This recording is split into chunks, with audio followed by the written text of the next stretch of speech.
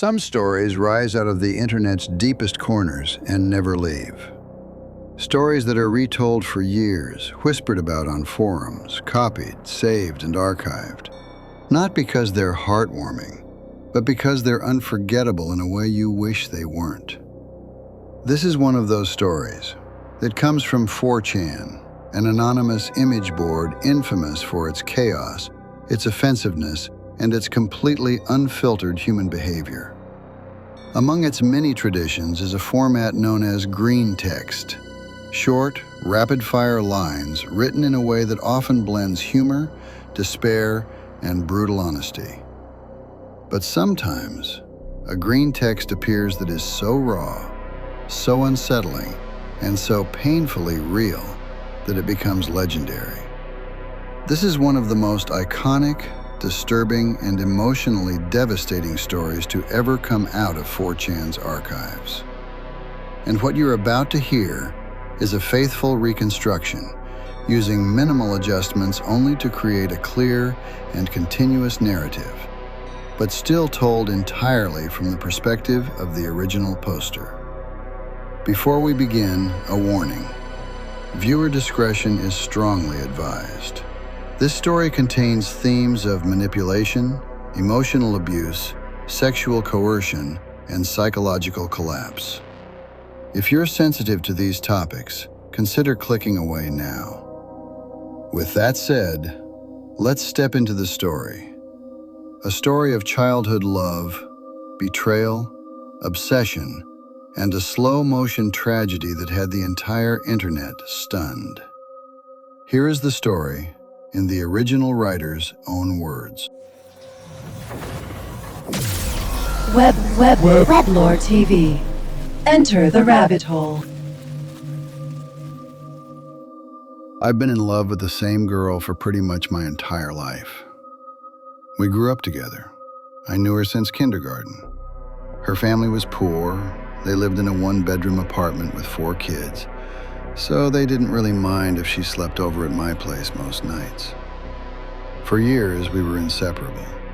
We hung out almost every day. Our friends even joked that someday we'd get married. She knew I was into her, and she always said she felt the same. She just didn't want to label it. We'd make out sometimes, but never more than that. I honestly believed I would stay a virgin until I eventually married this girl. Most of the time, it was just me, her, and 2 friends, Eric and Dave, playing Halo at my house. Sometimes we smoked a little weed when Eric could get it. We talked big about going to parties, but we never actually got invited anywhere. Eventually, Eric started hanging out with his older cousin, a 37-year-old guy. We made fun of him for it, but that cousin had beer, weed, video games, and a place to hang out every week when his wife and kids were gone. So we started going there too. My pseudo-girlfriend came along. She was used to being the only girl around us, so nothing felt strange at first, but the cousin, he never stopped staring at her. Even though he knew she should have been off limits, he constantly hit on her. What scared me most was that she didn't seem to mind.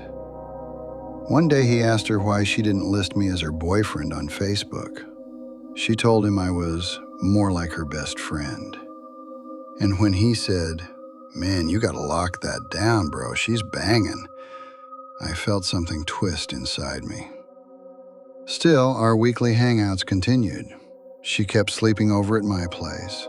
I kept warning her that the cousin was an asshole, and she agreed.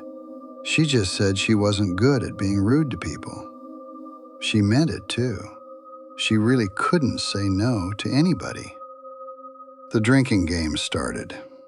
Halo mixed with alcohol, stupid rules the cousin made up, and many of those rules involved her. Multi-kill? She had to get beer. Win the game? She had to sit on the guy's lap. And he was the best player among us, so she ended up there most of the time. I hated how I felt. Jealous, protective, weak. but I never stopped it. We'd fight about it, then make up, then go right back the next week. My uncle had a wedding one weekend. The same day, the guys planned another hangout. I begged her not to go. She told me she'd try, but that the guys were pushy and she was bad at saying no. I left for the wedding with a terrible feeling. Later, she texted me. I could hear guilt in her voice. Eventually, she told me what happened. She got too drunk. They incorporated stripping into the game, and Eric, Dave, and the cousins saw her completely naked. I was furious. We fought again. But like always, she came over later crying, saying she had a problem saying no, and I forgave her. Eric and Dave were awkward around me after that. She stopped going to the cousin's house for a while, but eventually started again. Trying to fix our broken friendships, she said. I knew I should stop this. Instead, I tried to imitate it. I started stealing booze from my parents' cabinets so my house would be as fun as the cousins'. My parents noticed. My grades dropped. They banned me from going out and banned her from sleeping over. That's when everything spiraled again. The cousin texted saying he had the house to himself. I tried to sneak out.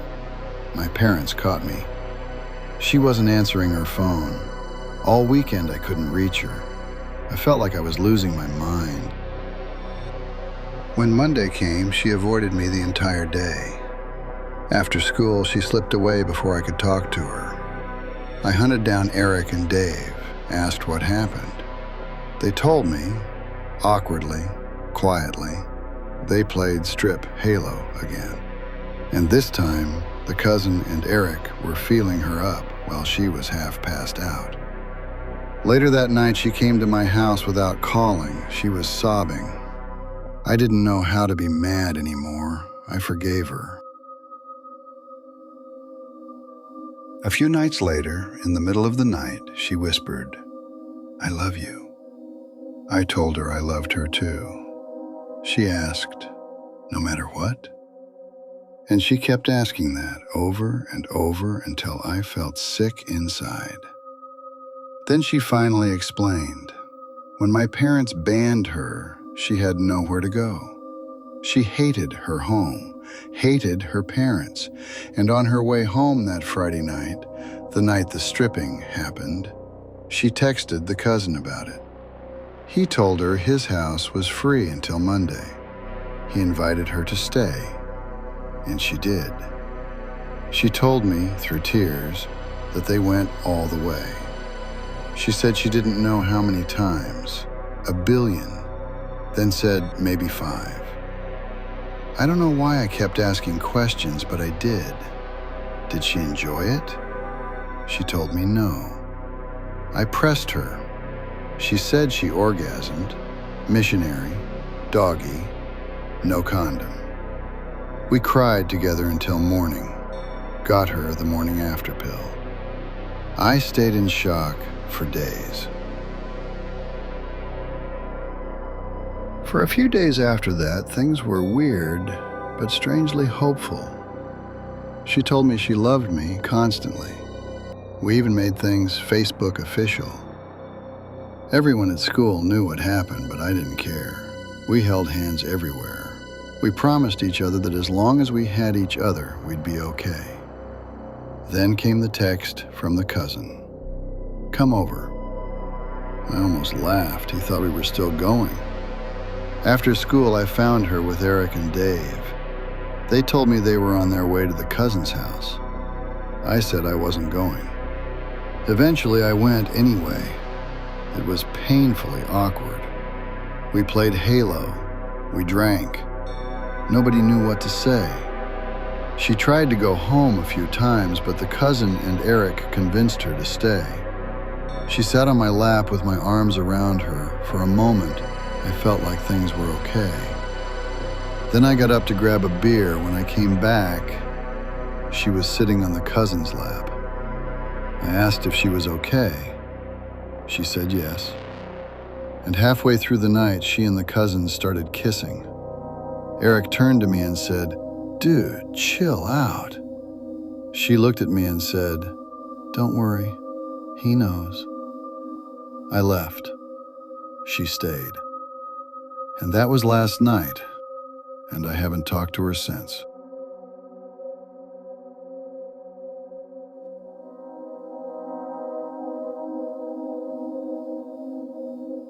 If you made it this far, thank you for watching. Stories like this aren't easy to listen to, and they're even harder to tell. But they remind us how fragile people can be, and how easily a life can spiral when boundaries are ignored. If you found this video compelling, disturbing, or eye-opening, consider leaving a like, subscribing, and turning on notifications. It helps more than you know, and it allows us to keep exploring the darkest, strangest corners of internet history. Stay safe out there, and remember, some stories on the internet are more than just stories.